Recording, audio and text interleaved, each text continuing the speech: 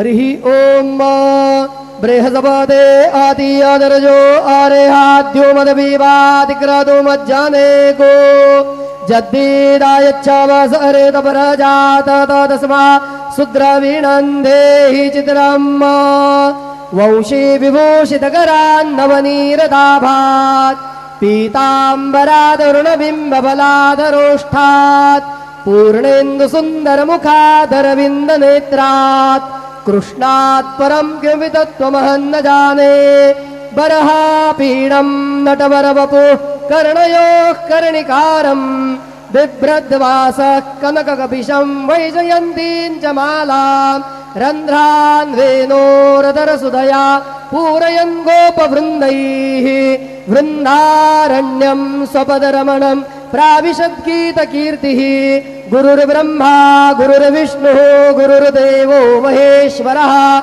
गुरुः साक्षात् परब्रह्म तस्मै श्री गुरवे नमः। सद्गुरो साईनाथ देवताभ्यो नमः।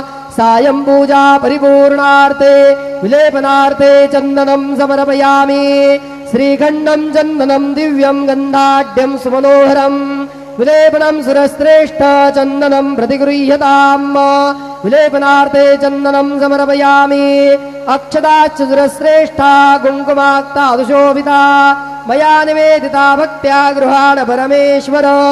चन्दनस्योपरि अक्षतान् समर्पयामि। अबीरञ्च गुलालञ्च हरिद्रादिसमन्वित नानापरिमलद्रव्यं गृहाण परमेश्वर।